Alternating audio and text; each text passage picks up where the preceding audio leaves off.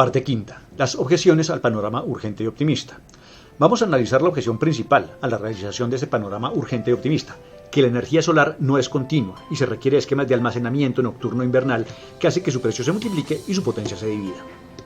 Trabajaremos sobre un modelo de hoja de cálculo. Quien quiere saltarse el detalle técnico puede ir directamente a las conclusiones. Para hacer una comparación justa de Nor Abu Dhabi contra Hidroituango es necesario dividir la potencia solar aproximadamente por 6, pues el Sol genera potencia plena durante apenas unas 4 horas al día. Al multiplicarlo por 6, el costo por gigavatio hora generado queda más o menos igual al hidroeléctrico, pero se puede seguir criticando que un país no puede llegar al 100% fotovoltaico, lo cual es cierto, parcialmente cierto como pasamos a ver. Aquí construimos un modelo que nos acerca algo más a la realidad. Graficamos el consumo de un país que tiene una potencia de 7,6 gigavatios y que para dentro de algunos años proyecta un pico de potencia de 10 gigavatios en las primeras horas de la noche, para un total consumido sumatoria de potencia a lo largo del tiempo de 200 gigavatios hora de energía consumida en un día. La producción carbón nuclear o hidráulica se encuentra en 7,6 gigavatios y el país está considerando una planta hidroeléctrica adicional de 2,4 gigavatios. Esto es una planta o serie de plantas del tamaño de Hidroituango. La alternativa es una planta fotovoltaica de un tamaño 6,5 veces Nor Abu Dhabi. Veamos el modelo. En la sección de parámetros vamos a contemplar el escenario futuro de 10 gigavatios hora de consumo, con una planta fotovoltaica y sin almacenamiento. Sin desperdiciar potencia, la potencia máxima que se consumiría es de 9,5 gigavatios. Pues esa es a mediodía la potencia requerida para el consumo. El gráfico muestra esta situación en términos de gigavatios. Miremos ahora los resultados que surgen de las sumas de variables a cada hora, a las que se les aplican los parámetros. La energía solar fotovoltaica proveería casi una tercera parte del total de demanda diaria de 200 gigavatios hora, 66 de los 200 gigavatios. Hasta aquí, la energía solar sirve para evitar racionamientos por la hídrica y el clima, o para reducir el CO2 y otros contaminantes generados por las plantas térmicas, pero hay un gran problema. Para suplir la demanda de potencia proyectada de 10 gigavatios para las primeras horas de la noche, sigue siendo necesaria la planta termoeléctrica, nuclear o hidráulica de 2,4 gigavatios. Llegamos a la primera conclusión. Sin almacenamiento no hay ahorro por la no construcción de una planta adicional tradicional, y el país incurriría en costos al hacer la transición energética, tal como Alemania con el Energiewende. Pero si se asumen los costos, no hay problema en absorber hasta un 50% de la potencia y una tercera parte del consumo con energía solar. Otra conclusión: sobrepasar esos niveles requiere de almacenamiento. Este problema tiene respuestas diferentes según si el país posee energía hidráulica o no, porque si el almacenamiento se hace mediante baterías, ya concluimos en la sección anterior que esta no es una política que un país deba apostarle en el estado actual de las tecnologías de baterías. Si la alternativa es hidráulica, el almacenamiento se puede hacer bombeando agua a los embalses, como se ha hecho en muchos países y desde hace muchos años, y podemos en este caso romper las limitaciones de la energía solar y de la eólica. Ahora bien, esta operación de bombeo-turbinaje tiene a su vez limitaciones.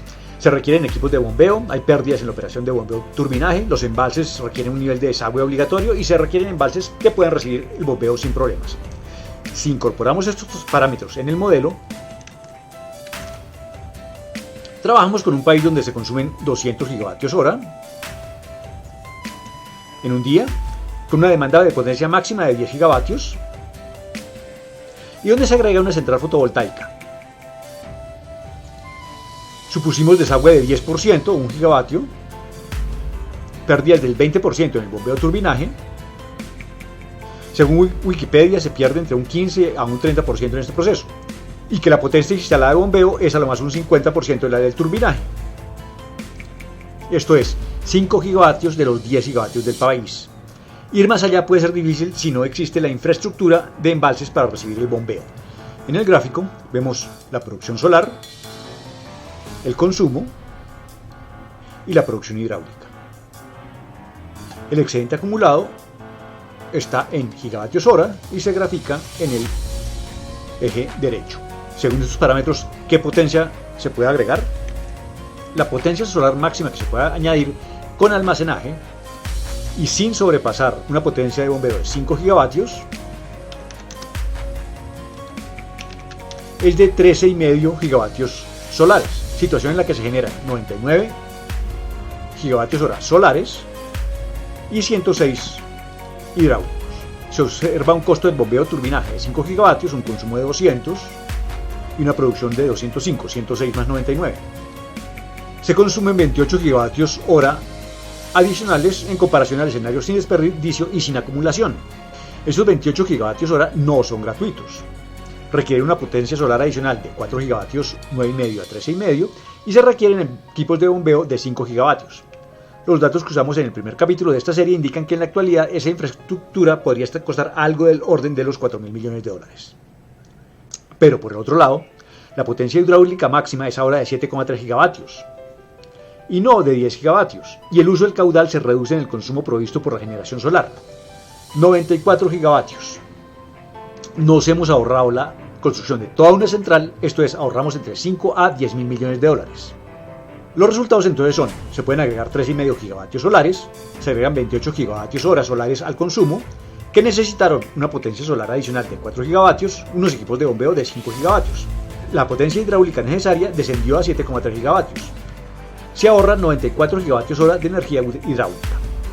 De este modelo podemos concluir que la energía solar es muy atractiva para reemplazar las fuentes tradicionales, dentro de los límites de la mitad de la potencia y una tercera parte de la energía generada.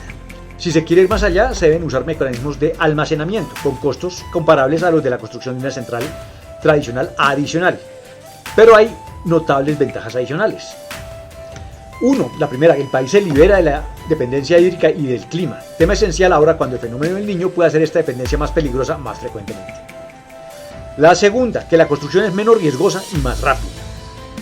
La tercera, en el mundo los proyectos hidroeléctricos que siguen en la cola enfrentan cada vez más limitaciones ambientales. Una cuarta, los costos son en la actualidad comparables y el riesgo de sobrecostos mucho menor. Y finalmente, que si se reemplazara generación de combustibles fósiles como en el primer ejemplo, esta vía contribuye a los objetivos del cambio climático.